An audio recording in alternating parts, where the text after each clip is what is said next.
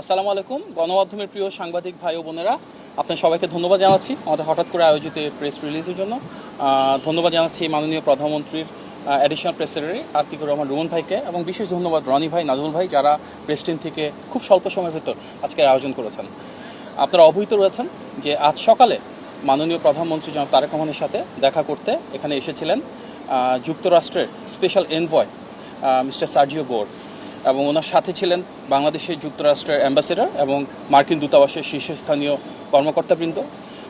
বাংলাদেশ সরকারের পক্ষ থেকে মাননীয় প্রধানমন্ত্রীর সাথে ছিলেন মাননীয় পররাষ্ট্রমন্ত্রী, পররাষ্ট্র প্রতিমন্ত্রী, পররাষ্ট্র উপদেষ্টা, আইসিটি উপদেষ্টা, আমি নিজে ছিলাম, এবং ছিলেন মার্কিন যুক্তরাষ্ট্রের বাংলাদেশের অ্যাম্বাসেডর।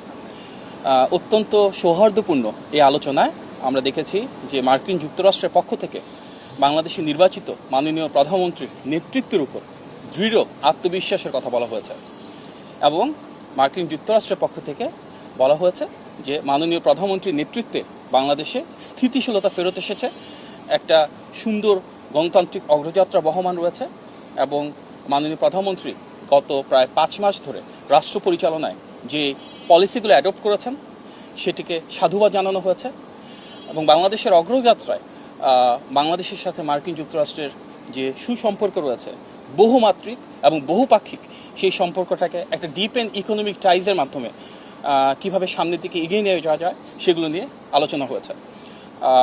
আমাদের লক্ষ্য, মার্কিন যুক্তরাষ্ট্র ইতিমধ্যে বলেছে যে এই পার্টনারশিপের সম্পর্কতে কিভাবে বাংলাদেশে বিনিয়োগ বাড়ানো যায়, বাণিজ্য বাড়ানো যায়, বাংলাদেশে কর্মসংস্থান সৃষ্টিতে মার্কিন কোম্পানিগুলো কীভাবে ভূমিকা রাখে, এবং বাংলাদেশ সরকারের দিক থেকে কীভাবে পলিসি সাপোর্ট প্রোভাইড করা যায়, এগুলো নিয়ে আলোচনা হয়েছে। এক্সপোর্ট এবং ইম্পোর্ট কীভাবে বৃদ্ধি করা যায় সেগুলো নিয়ে যেমন বিস্তারিত আলোচনা হয়েছে। একই সাথে সামনের দিনগুলোতে মার্কিন ইনভেস্টমেন্ট যেন বাড়ে, তার একটি ফার্স্ট স্টেপ হিসেবে আগামী সপ্তাহের শেষ নাগাদ যুক্তরাষ্ট্রের শীর্ষস্থানীয় প্রায় 25টি শিল্প এবং ব্যবসা প্রতিষ্ঠান থেকে শীর্ষস্থানীয় প্রায় 45 জন ব্যবসায়িক নেতৃবৃন্দ বা প্রথম সারির কর্মকর্তাবৃন্দ বাংলাদেশে আসবেন। বাংলাদেশের বিভিন্ন মন্ত্রণালয়ে যারা দায়িত্বপ্রাপ্ত রয়েছেন এবং বিভিন্ন দপ্তরে যারা গুরুত্বপূর্ণ অবস্থানে রয়েছেন, ওনাদের সাথে তারা ধারাবাহিকভাবে বৈঠক করবেন। মাননীয় প্রধানমন্ত্রীর সাথেও ওনাদের একটি বৈঠক অনুষ্ঠিত হবে। সুতরাং আগামী সপ্তাহের শেষ নাগাদ যুক্তরাষ্ট্রের প্রথম সারির 25টি কোম্পানি থেকে প্রায় 45 জন শীর্ষ কর্মকর্তা আসবেন, এবং মাননীয় প্রধানমন্ত্রীর উপর এবং ওনার নেতৃত্বের উপর যে আস্থা আজকে আমরা সারা বিশ্বব্যাপী দেখছি, তার একটা প্রতিফলন হিসেবে যুক্তরাষ্ট্রের স্টেট ডিপার্টমেন্ট যে ট্রাভেল অ্যাডভাইজারি করে, যেখানে বিভিন্ন দেশে ট্রাভেলিংয়ের ক্ষেত্রে ওনাদের যে লক্ষ্যমাত্রা থাকে সেটা প্রতিফলিত হয়, সেখানে কিন্তু লেভেল 3 থেকে লেভেল 2-তে উন্নীত করা হয়েছে। অর্থাৎ বাংলাদেশের বর্তমান যে অবস্থান রয়েছে সেখানে মার্কিন যুক্তরাষ্ট্রের বিনিয়োগকারী এবং সবার জন্য এটি উন্মুক্ত, এবং সবাই যেন এখানে আসেন এবং এ দেশ গণতান্ত্রিক পথযাত্রায় কীভাবে বিভিন্ন ধরনের ইকোনমিক অপরচুনিটি তৈরি করতে পারছে সবার জন্য, সেটি এক্সপ্লোর করে, সেটা আমাদের মূল লক্ষ্য। অত্যন্ত আন্তরিক এবং সৌহার্দ্যপূর্ণ আজকের এই আলোচনায় বাংলাদেশ এবং যুক্তরাষ্ট্রের যে ঐতিহাসিক সম্পর্ক রয়েছে সেটি একটি ভিন্ন মাত্রায় যাবে, এবং তার উপর ভিত্তি করে আমরা আরও বেশি যুক্তরাষ্ট্রের সাথে ট্রেড এবং সে দেশ থেকে ইনভেস্টমেন্ট এখানে অ্যাট্রাক্ট করব। বাংলাদেশে ইনশাল্লাহ আরও বেশি এমপ্লয়মেন্ট জেনারেট হবে, এবং আমাদের যে মাল্টিফ্যাসেটেড অ্যাটাচমেন্ট রয়েছে, যে অপরচুনিটিস রয়েছে, একটা পার্টনারশিপের মাধ্যমে এটাকে ইনশাল্লাহ সামনের দিকে এগিয়ে নিয়ে যাব।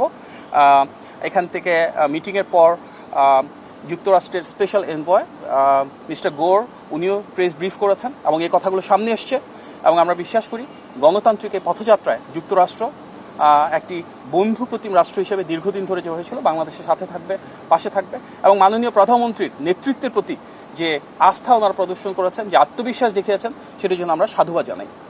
আজকে মাননীয় প্রধানমন্ত্রীর সাথে বাংলাদেশের স্থানীয় বিজনেস কমিউনিটির একটা মিটিং হয়েছে।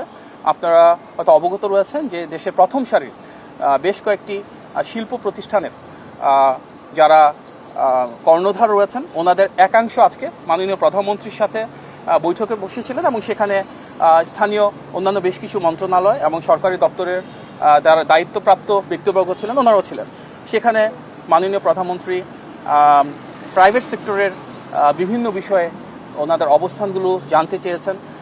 আমাদের দীর্ঘ ফ্যাসিবাদের কারণে রাষ্ট্র ব্যবস্থায় অনেক ধরনের সমস্যা রয়েছে, আমাদের ট্রেড, ইন্ডাস্ট্রি এবং ইনভেস্টমেন্টের ক্ষেত্রেও কিছু জটিলতা রয়েছে। গত 5 মাস ধরে আমাদের নির্বাচনী ইশতেহারের আলোকে নির্বাচিত বিএনপি সরকার সেগুলো অনেকটাই কাটিয়ে ওঠার চেষ্টা করছে, যার কারণে প্রাইভেট সেক্টর থেকে মাননীয় প্রধানমন্ত্রীকে ধন্যবাদ জানানো হয়েছে এবং ওনাদের যে সমস্যাগুলো রয়েছে সেগুলো তিনি ডিটেলসে শুনেছেন, উপলব্ধি করেছেন এবং সামনের দিনগুলোতে কীভাবে সমাধান করা যাবে সেগুলো নিয়ে আলোচনা হয়েছে। বিশেষভাবে আমাদের বিদ্যুৎ এবং গ্যাসের যে ঘাটতি রয়েছে, কিভাবে আমরা এনার্জি সেক্টরে যে লং টার্ম ধরে চলে আসা সমস্যা সেটা সমাধান করব, কিভাবে আমাদের এনার্জি সিকিউরিটি থেকে আরেকটু এনহান্স করব, বাংলাদেশে দেশি এবং বিদেশি বিনিয়োগ বাড়ানোর জন্য আমাদের এনবিআর বা ট্যাক্সের কী ধরনের রিফর্ম করার প্রয়োজন রয়েছে, কিভাবে আমাদের পলিসি সাপোর্টটা এমন হবে যেখানে প্রাইভেট সেক্টর লেড একটা গ্রোথ আমরা ইনশিওর করতে পারি, সেগুলো নিয়ে আলোচনা হয়েছে।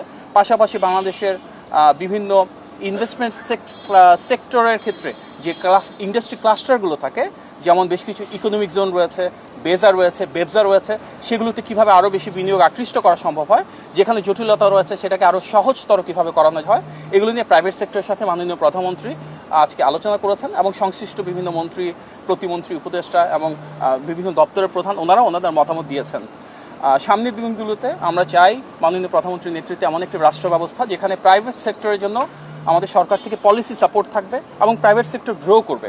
তার জন্য একটা pro business, pro investment budget আমরা দেখেছি এবং সেই বাজেটের বহিঃপ্রকাশ হিসেবে আমরা সেগুলো নীতিমালাগুলোকে বাস্তবায়ন করব, যার মূল উদ্দেশ্য হবে বাংলাদেশে যে বিপুল পরিমাণ ডেমোগ্রাফিক ডিভিডেন্ড রয়েছে, অর্থাৎ আমাদের প্রচুর তারুণ্য এবং নারী রয়েছেন যারা কর্মসংস্থান এবং আত্মকর্মসংস্থানের জন্য প্রস্তুত, ওনাদেরকে আমরা আরও কীভাবে বিকশিত করতে পারি। আমাদের জনবান্ধব সরকার, জনবান্ধব বাজেট এবং জনবান্ধব যে নীতিমালা রয়েছে সেগুলো কার্যকর করার এই পথযাত্রাকে প্রাইভেট সেক্টরের যে রিপ্রেজেন্টেটিভরা আজকে এসেছিলেন ওনারা আন্তরিকভাবে ধন্যবাদ এবং সাধুবাদ জানিয়েছে এবং আমরা বিশ্বাস করি মাননীয় প্রধানমন্ত্রী সবসময় যেটা বলেন, করব কাজ গর্ব দেশ, সবার আগে বাংলাদেশ, সেই নীতিকে ধারণ করে বাংলাদেশের স্বার্থকে প্রাধান্য দিয়ে বাংলাদেশের মানুষের কীভাবে কল্যাণ হয়, জনগণকে কীভাবে আমরা আরও বেশি ক্ষমতায়িত করতে পারি, তার জন্যই আজকের আলোচনা। আপনাদের সবাইকে অনেক ধন্যবাদ জানাচ্ছি এবং আজকে অনেকটা হঠাৎ করে উপস্থিত হলেন সেজন্য আবারও রুমন ভাই, রনি ভাই, নাজমুল ভাই সহ প্রেস টিমে যারা রয়েছেন আপনাদের সবাইকে কৃতজ্ঞতা। যেমন প্রায় অনেকগুলো বিষয় নিয়ে আলোচনা হয়েছে, পরবর্তীতে সংশ্লিষ্ট দপ্তর থেকে বিস্তারিত জানানো হবে। যেমন প্রাইভেট সেক্টর থেকে একটা বলেছে যে আমাদের যে পোর্টরা রয়েছে, একটা এক্সাম্পল হিসেবে বলি চিটাগাং পোর্ট কিংবা ঢাকা এয়ারপোর্টে সেখানে যে কমার্শিয়াল অ্যাক্টিভিটিসগুলো রয়েছে আমদানি রপ্তানির জন্য 24/7 সার্ভিস করা যায় কিনা মাননীয় প্রধানমন্ত্রী তাৎক্ষণিকভাবে নির্দেশনা দিয়েছেন এবং সরকারের সকল দপ্তর মিলে নিশ্চিত করবে সামনের দিনগুলোতে যে বাংলাদেশের প্রতিটি পোর্ট যেন 24 ঘন্টা সার্ভিস প্রোভাইড করতে পারে, ইম্পোর্ট এক্সপোর্টকে আরও কীভাবে ফাস্টেনার করা যায়, আরও কীভাবে এক্সপেডিয়েট করা যায়। এরকম বেশ কিছু সেক্টরে বেশ কিছু পলিসির ক্ষেত্রে প্রস্তাবনা এসেছে। মাননীয় প্রধানমন্ত্রী তাৎক্ষণিকভাবে আলাপ আলোচনার ভিত্তিতে কিছু সিদ্ধান্ত দিয়েছেন। মূল উদ্দেশ্য ব্যবসাকে আরও সহযোগীকরণ করা, বিনিয়োগকে আরও প্রবৃদ্ধির মাধ্যমে বাড়ানো এবং বাংলাদেশের জন্য বিপুল পরিমাণ কর্মসংস্থান সৃষ্টি করা। আজকে এ ধরনের কোনো বিষয়ে আলোচনা হয়নি। আমাদের বহুপাক্ষিক সম্পর্কের যে ভিন্নতা রয়েছে সেটিকে ধারণ করে ডিফারেন্ট সেক্টর নিয়ে বাইল্যাটারাল আলোচনা হয়েছে বেশি। ধন্যবাদ।